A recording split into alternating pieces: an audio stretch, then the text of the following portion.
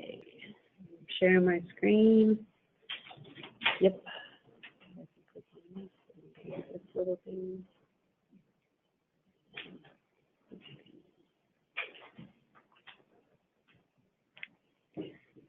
Okay, good morning, everyone. My name is Lisa Williams. I'm a corporate attorney here with Ontellus.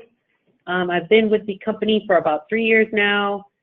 Most of my background before Ontellus was with various law firms, had several different positions in law firms. I mean, pretty much any job you can think of: receptionist, legal secretary, paralegal, legal assistant. So pretty familiar with the subject matter. And today's presentation is a crash course on HIPAA breach assessment. So as an introduction, I'll review what HIPAA is and stock audits and how they relate to our company. So HIPAA stands for the Health Insurance Portability and Accountability Act, and it was signed into law by Bill Clinton in 1996. It covers PHI, otherwise known as protected health information, which is individually identifiable information that's created or received by a covered entity. This usually means medical records because that is individually identifiable information. Also contains sensitive information such as social security numbers and dates of birth. So since the passage of HIPAA in 1996, since the passage of HIPAA in 1996, there have been several additions that also require business associates and covered entities to keep track of and also notify new patients when their PHI has been compromised or if there was a breach of their information. So HIPAA compliance and stock audits. Ontellus performs this assessment as part of our obligations under HIPAA, since we are considered a business associate and sometimes subcontractor under HIPAA. And as part of that commitment, we also voluntarily undergo an annual stock audit. Some of you may have heard about the stock audit. You may have seen your supervisors working on information and materials that need to be submitted to the stock audit, and you're wondering, what is the stock audit? What is that? It's an auditing report that looks at industry standards and then compares how an individual organization measures up to those industry standards. And it's also conducted by an independent third party. That way there aren't any type of biases involved when the actual report is generated. So part of our policy on breach assessments and actually doing the assessments themselves are included in the stock audit, in addition to our obligations of tracking and keeping assessments on file under HIPAA.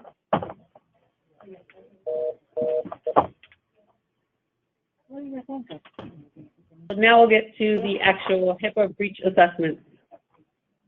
Can everyone hear me okay? Yes. Yes. Yes. Okay.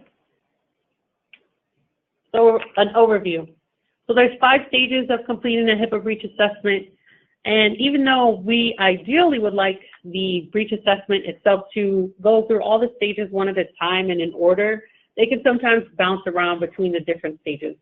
So the first stage is your fact gathering stage. Second, you'll have your initial draft of the assessment form. Third, you have your review of the form by the legal department.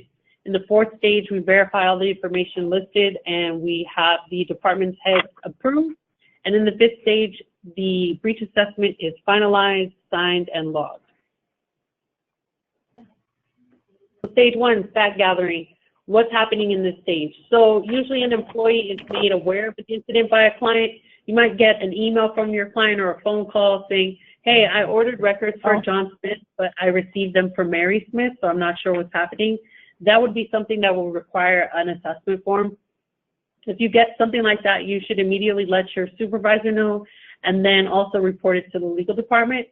And we'll typically respond with questions about what exactly took place. We'll ask you if records were made available via the portal only, or if they were also mailed in hard copy form to the client. Also during this stage, key objective is we want to make sure that the records themselves are not subject to further disclosure. So we definitely want to make sure if we did mail hard copies of the records, either we have the client agreeing to shred those records or they're going to mail them back to us, or if they're available via the portal only, we'll make sure that the records are pulled from the portal. That way they don't have any additional disclosure. Also, an objective for this stage, you want to make sure you answer any of the questions that the legal department has sent to you, because those are typically included in the assessment form itself. So some tips for this stage, you want to gather and obtain written proof. I know sometimes clients will call and say, hey, you know, we went ahead and shredded those copies. It's okay for you to follow up with them and ask, could you please send me an email of that? Because we want to make sure that we include that with the assessment form when we finalize everything. And also pay attention to the language used by the client.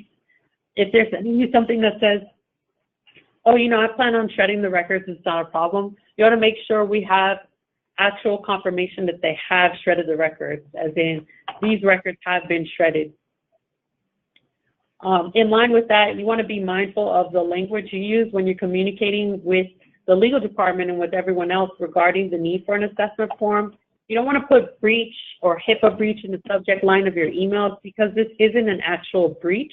It's just an assessment form where we're trying to figure out if we actually need to report anything to HIPAA or to any patients involved. So instead, you should use assessment form needed, and then if you're on the Cyrus platform or the MR platform, and then the work order number. That way, it makes it much easier for the legal department to track and also for you to track. And again, when you're speaking with anyone outside of Ontellus, you want to speak with your supervisor first on what language you should use. You don't want to tell the client, oh, I'm responding to that breach you reported to us. Again, because it's not an actual breach. It's just a breach assessment form, because we want to determine if a breach under HIPAA took place. Okay, so stage 2. Usually what's happened by this stage is either the employee or the manager has been provided by the breach assessment form. If you need a breach assessment form, when you send that initial email, we'll respond and give you a copy of the form for you to begin filling out. And we also want to make sure that we've confirmed where the PHI is. Either it's been returned to our office, or it's going to be shredded by the client, or it's been removed from the portal. Some key objectives for this stage is to complete the assessment template with help from your department manager and also the legal department. And you want to include any written evidence of the incident. And that's what I mean when I say you get copies from the client about shredding any records that they had in their possession. That will be attached to the breach assessment.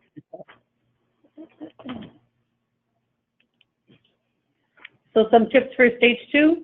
You want to answer all the questions in the breach assessment as thoroughly and as detailed as possible. If you have the names of the locations, you can include that.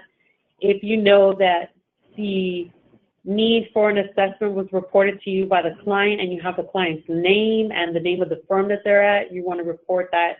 If they are at a firm, you want to report that, versus if it's a hospital letting us know, hey, we realized we gave you all the incorrect information. You want to keep it as detailed as possible. That way, if we ever have to take a look at these assessment forms again sometime in the future, we have a clear picture and understanding of what exactly took place. And again, you want to use complete sentences and proper grammar just to make sure that everyone can understand what you're trying to communicate in that assessment form.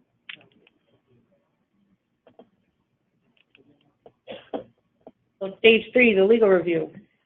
So at this point in the process, we usually have confirmed where the PHI is. Either it's been sent back to us, it's been removed from the portal, or it's been shredded or destroyed. And usually the initial draft of the assessment form has been sent to the legal department. So some key objectives for this stage is you want to answer any additional questions the legal department might have for you, and also be on the lookout for a copy of the draft that might come from the legal department for you to review.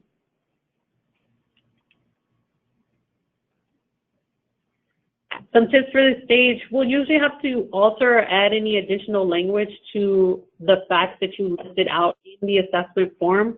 And we do that because we want to bridge the facts that you provided to what our obligations are under the law and under HIPAA. So you might provide some information about being notified of a potential need for a breach assessment form by a law firm. So we might include information in the breach assessment itself about a law firm being involved, and a law firm, as a business associate under HIPAA, is obligated to keep any PHI entrusted to them secure and confidential. That's the type of information we'll typically add. And again, we send this back to you so that you have a chance to review it and make sure everything in there is true and correct to your knowledge.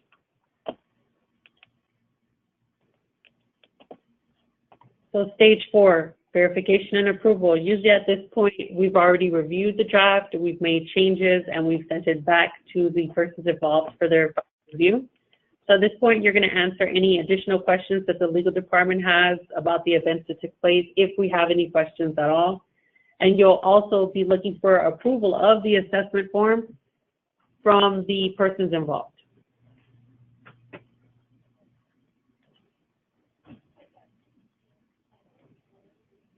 So some tips for this stage. You want to make sure the facts listed in the assessment form are true and correct to your knowledge, and they're mostly up to the persons who reported the need for an assessment to the legal department, because your department often has that first-hand knowledge of what exactly took place that legal may not have on hand, especially since usually it's the CSRs that are involved. If you're a CSR, you're that first point of contact from the client, so you'll have all that information that the client communicated to you.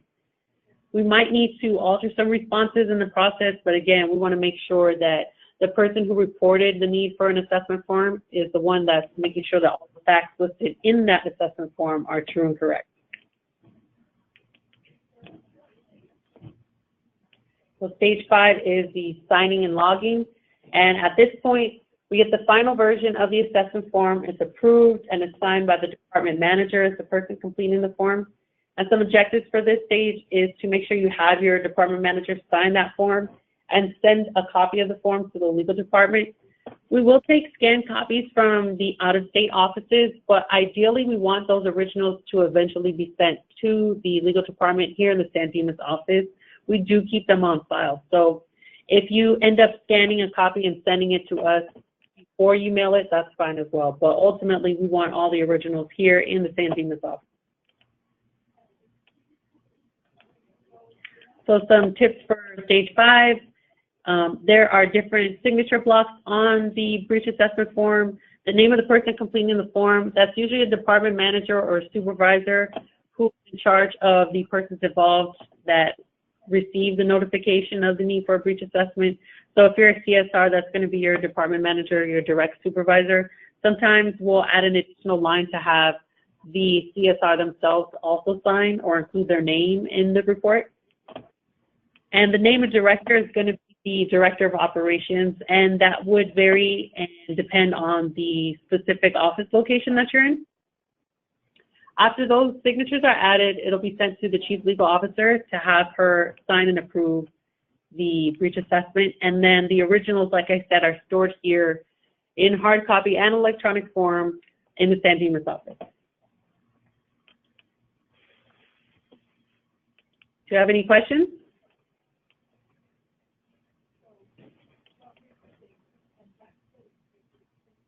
No questions? Okay, well, if at any point anyone has any questions, maybe you think of something later, you can always email the legal department. It's legal@ontellus.com.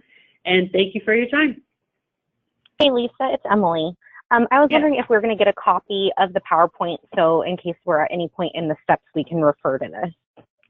Yes, I can have HR post a copy. I think they can post it to Paycom. Perfect, thank you. No problem. Any other questions?